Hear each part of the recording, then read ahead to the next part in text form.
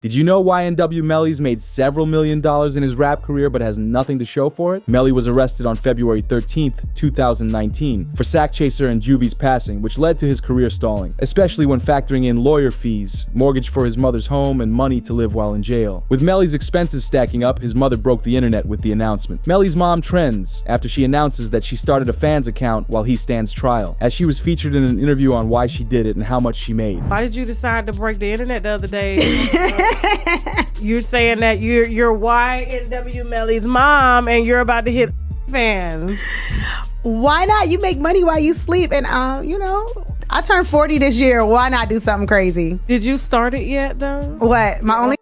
Yeah. How much you made the first day? I just need to know the first day.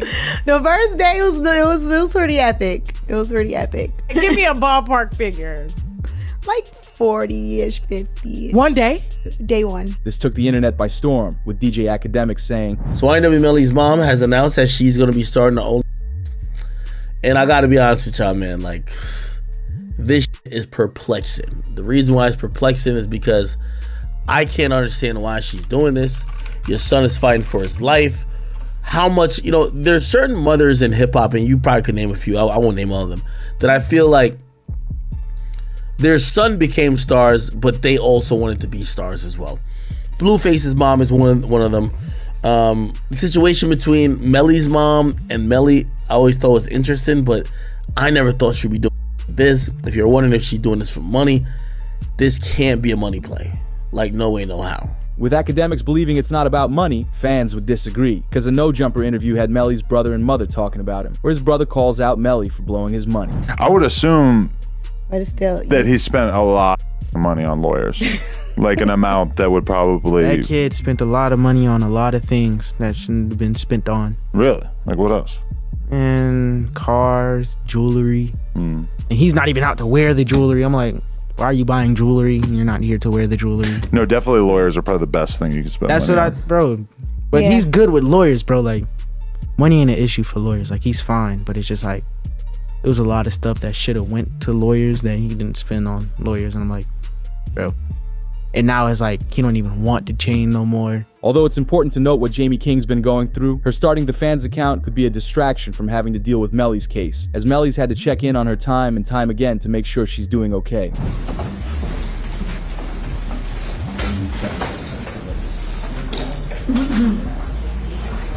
Sorry.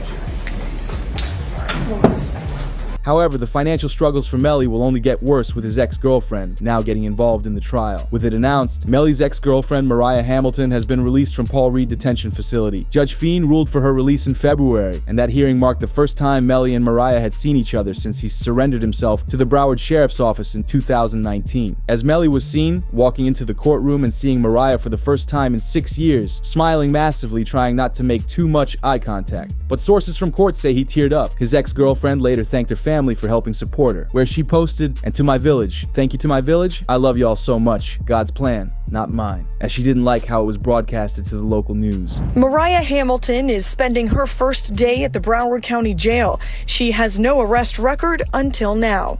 U.S. Border Patrol agents arrested her at Miami International Airport Monday after she arrived on an international flight. Court records show Hamilton was ordered to testify in Demon's first trial in 2023. But Mariah knows how jail was and she doesn't want to go back. In order for her to grant the release, the prosecutors made her confirm she will testify against Melly in the upcoming trial. The feds already know what went down with Sack Chaser and Juvie, they just need her to confirm it. The feds exposed findings from her iCloud account, which notes that Melly was allegedly messaging her and forcing her not to testify in the first trial, as this counts as witness tampering and is punishable with a life sentence against Melly. The state filing 6 new charges against Demons and 2 others who were allegedly involved.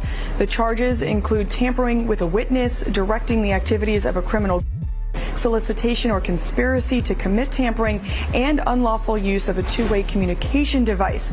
Now, a couple of those charges actually carry a life in prison sentence if there's a conviction. The witness tampering case would be separate from his existing case of sack chaser and Juvie's passing, which means more lawyer fees. But it's clear to the feds she knows more about the crime, as even Juvie's father did some investigating into her, as he found out what the code words were that Melly was using to get her to not testify. Jamel Demons, YNW Melly, and Cortland Henry, who is known as YNW Bortland, are now charged with witness tampering. There was this kind of crazy way that Melly was communicating. He wasn't allowed to use the phone, but he was passing notes to people, and then this person's calling this person and then that person. Saying like to me, they going through extreme measures, trying to cover up or convince people not to testify, like Mariah mom.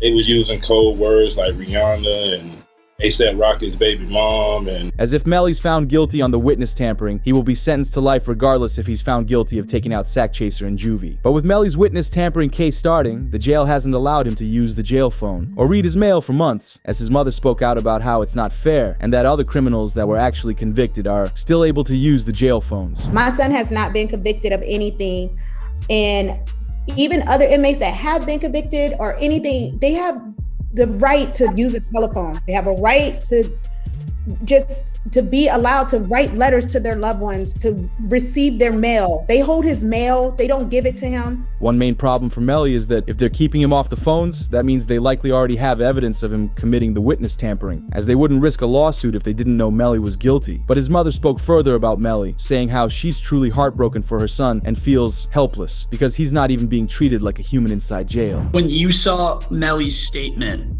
just saying how he's been hurt, how he's scared for his life, as a mother, how did that make you feel? It's heartbreaking. It made me feel completely helpless. Broward Sheriff's Office definitely needs to be investigated. I mean, they are making up their own rules. We've tried to go to court about this situation. The judge really doesn't have any jurisdiction when it comes to the jail, because we actually had a hearing about the mistreatment of him, and the jail they make their own rules. And I don't think that's fair, because I know that they need to answer to someone too. But Melly's case has gained a lot of attention online, as we heard Charleston White give his thoughts on the case, saying that Melly shouldn't get any special treatment for what he did. Even the YNW Melly, I'm so happy he in jail getting mistreated. Yeah, I'm so happy he in jail getting mistreated, homie. Homie, when you take a life, homie, you ain't got a right to complain about a motherfucking thing, about being mistreated, when you done chose to play somebody. As we got the attention of Boosie, who spoke on Jamie King's stress from the trial. Okay, so then I met his mama while he was in. Oh, okay. I met his mom while he was in, and she real, bro. You know, she real. She's stressed out. I heard she had a. Yeah, she real, and I reached my hand out to him, cause I'm real. Yeah, I reached out to him, bro. I met his mom, and she a good woman, bro. And when I see them mamas like that, it remind me of what my mom was going through, bro. Melly's lawyers then tried arguing in court his innocence, saying to the new judge that no firearm was even found, trying any possible way to earn him a bond. So the first thing is I didn't have a firearm, so I can't know which firearm I'm going to use in order to replicate any of my tests. So I can't make tests for this determination because I don't know what firearm was used. Okay. They even shared GPS evidence to the judge and brought up his ex-girlfriend texting him while the crime went down. That would be the part where he's saying that someone just shot the car up and was trying to shoot them. So I asked him if he was okay, where he was, and he's like, there's a car coming behind him, like hiding. He was like, there's some, yeah. He's like, yeah, there's some. I think they're still out here or something. So I'm like, are you okay? He's like, I'm okay. I said, well, where are Sack and Juvie? And he said, I don't know if they're in the car. I think they're... But sadly, this wouldn't be nearly enough to have Melly released from jail. Despite the retrial taking forever to come around, the prosecutors investigated Melly more and more, as they're using the extended time to make their case even stronger against Melly's defense, which led them to the exact motive behind Sack Chaser and Juvie's passings, because a former O-Block member shared a secret Melly told King Von, which was Melly asking Von how to deal with a financial issue with Sack Chaser and Juvie. Did Von really tell you that Melly told him that he was two friends? He ain't come out and say, like, we got into an argument And so, you know, if you know, when people could say something without saying it. And so he told me, like, once I posted what I posted, Von was mad at me. Bro, why you put up there, bro? Walk the bam. I'm like, you sitting up here, like, you know the love we got. You do this for us, but you gonna trust that his two friends? And he said, them was trying to extort him. And so I'm like, if they was trying to extort him, then why are you still around them? As this makes it seem like Sack Chaser and Juvie were ripping a big part of Melly's profits from the YNW business without doing much work, as most of the work was put in by Bortlen and Melly, who sold merchandise, did concerts and brand deals in exchange for money. Sack Chaser and Juvie did much less work than them, yet they still split the revenues of the company equally. So Melly didn't want to have to keep paying them money, which is the reasoning for the passings. Plus, if you know how Von used to be in the streets, you can imagine what advice he would have given Melly and how to handle it, as this was a large missing part of the prosecutor's case in the first trial, and when you pair it to phone messages from Melly on the same night, it's concerning. The PC Gambino account asked him if he was okay, and his response was, I did that, and placed a smiley face emoji. And the next message from 10/26/2018 at 16:02 from Eastern Standard Time. The YNW Melly account says what? After that, SHHHH. But also on Melly's phone was a Facebook Live video, which shows Bortlen and Melly having no sadness only 6 hours after the crime.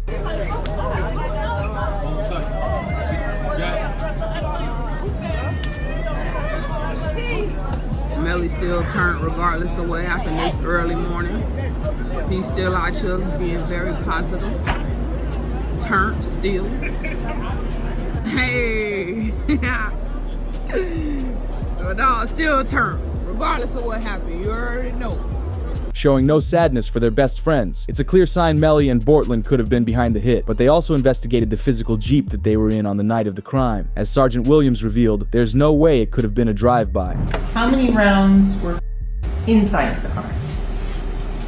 3. From the driver's side back seat. As to the shot that Christopher Thomas, where did that come from? Driver's side back seat. Oh. My determination was that this is not a drive-by, and it's based upon this picture here. At a stationary position when all but one of these rounds are going in. The one round that has some movement in it, which is round site L here, the actually moving in that. As Williams revealed, the crime had to have happened from inside the vehicle, and Juvie's mother said who was sitting in the seat where the suspect is alleged to have been in. Can you state your name, your full legal name for the jury? I'm Leon Phillips. Okay. And are you related to one of the victims in this case? Yes, I am. How so? I'm his mother. And who is that?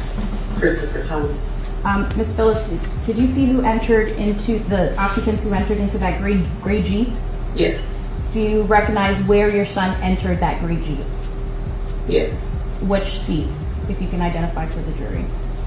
He got in the back seat on the right hand side. Did you recognize the individual that got into the back seat on the left side, the rear driver's side? Yes. And who was that individual? Janelle.